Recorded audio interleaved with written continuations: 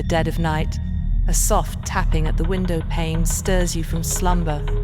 A shadow looms obscured by the fogged glass, a silhouette that shouldn't be there. You freeze, breath caught in the icy grip of fear. The tapping persists, rhythmic, insistent, like the beat of a heart gone mad. You rise, compelled by a morbid curiosity, to peer into the darkness beyond. There, those eyes, pale, unblinking, just staring back, a ghastly grin etched just below. This stalker, a phantom of obsession, has found you.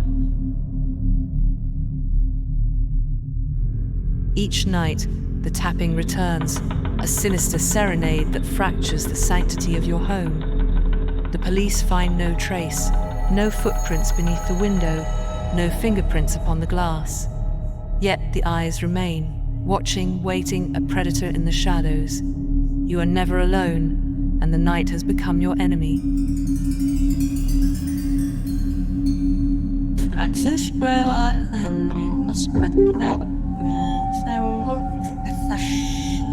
Presence everywhere. In the crowd, behind the shower curtain, in the rearview mirror of your car. Those eyes, those dreadful, seem to be following me, unrelenting.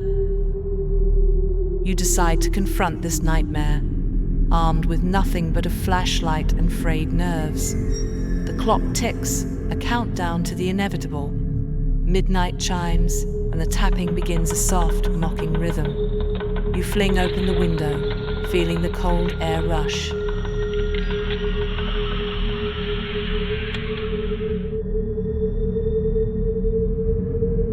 There is nothing. No figure, no eyes, just the empty street and the whisper of the wind. But the tapping continues, now behind you, inside the room. A chill runs down your spine as you realize the stalker has been inside all along, hiding in plain sight.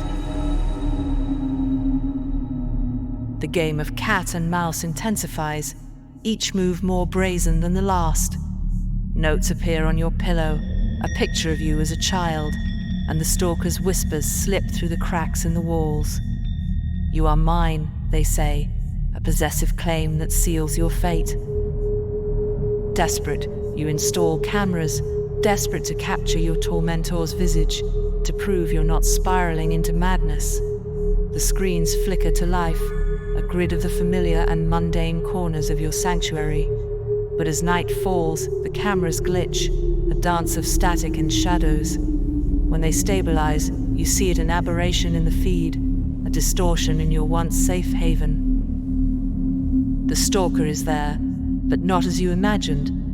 It's as if they're part of the shadows themselves, a darker patch of night that moves with purpose. You watch, heart hammering against your ribs, as the shadow slinks through your home, pausing to hover over the places you frequent most. The message is clear. They know your routine, your every move.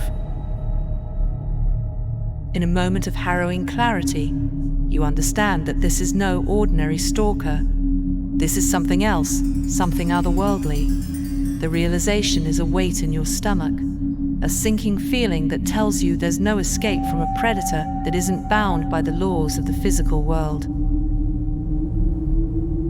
You seek help from a medium, a bridge between the seen and the unseen.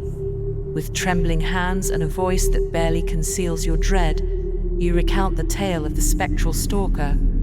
The medium listens, her eyes are like dark pools, reflecting your fear. She agrees to visit, to cleanse your home of this malevolent presence.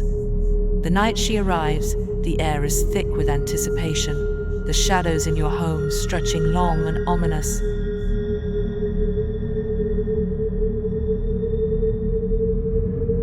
As she sets up candles and begins to chant, the temperature drops, breaths visible in the air. The tapping starts. Frenzied we were, a cacophony against every window, every wall. The medium raises her voice, her words slicing through the darkness. The candles flicker, and for a moment, you see it the stalker's true form, a swirling mass of darkness, a void where a human should be.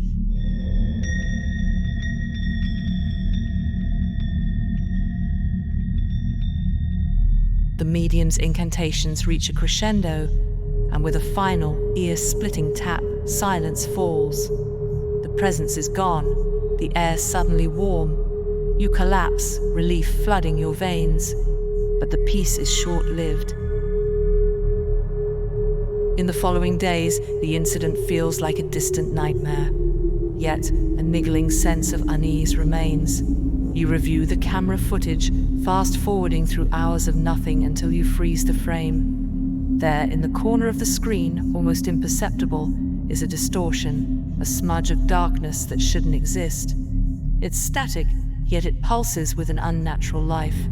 You lean closer, squinting, and the room around you grows colder. The medium had banished the stalker, or so you thought. But what if it had only retreated, biding its time? You replay the footage, and the smudge begins to move, inching across the wall like a spider. It's subtle, but it's there a sign that the stalker, this entity, is still with you. The medium had warned you. Some spirits are too strong, too attached to their obsessions to be cast out by conventional means. You realize that this is more than a stalker incident.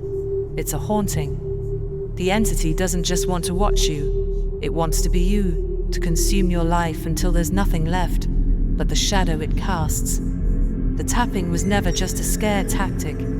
It was an anchor, a way for the stalker to tether itself to your world. With a newfound resolve, you delve into research, seeking out ancient texts and occult forums. You learn of rituals and talismans, of ways to protect your soul from being overshadowed by darkness. You discover that the stalker is a manifestation of something ancient, a creature that feeds on the terror it elicits from its victims.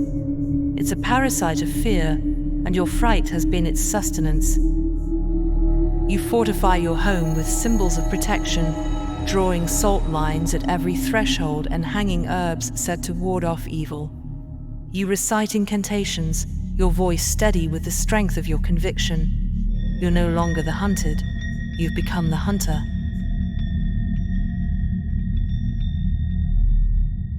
One night, as the witching hour approaches, you sit in the center of a protective circle, surrounded by flickering candles that cast an otherworldly glow. The air is charged with electricity, the veil between worlds thinning.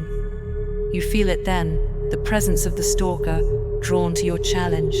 The tapping starts again, but you're ready.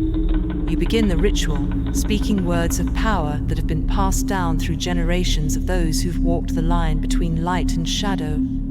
The room shakes, objects rattling as if caught in an unseen storm. The stalker's form materializes, a maelstrom of darkness, but it can't breach the circle. You push forward with the ritual, commanding the stalker to reveal its true name, for in names there lies power. The entity writhes, its form flickering as it resists, but you are unyielding. The candles burn brighter, a protective blaze that holds the darkness at bay. With each uttered syllable of the ancient tongue, the stalker's form becomes more defined, and its name a hissing, guttural chain of sounds slips into your mind. Armed with this knowledge, you bind the stalker, weaving its name into a chant that serves as a shackle. The entity thrashes against the invisible bonds, its form contorting, its essence straining to break free. But you are relentless, the words flowing from you like a sacred river. As dawn approaches, the town is quiet. The spirit's presence dissipates, the entity is gone. You've done more than survive, you've triumphed. Yet, in the quiet aftermath, you wonder if it's truly over. Can such a being ever be fully vanquished? Days pass, then weeks. The tapping has ceased, and the sense of being watched has faded. You've reclaimed your life, but the shadows still whisper. You've glimpsed the other side, touched the darkness, and been marked by it. The stalker may no longer haunt your nights, but the experience has changed you. You're more aware of the thin veil between worlds, of the eyes that might watch from the darkness.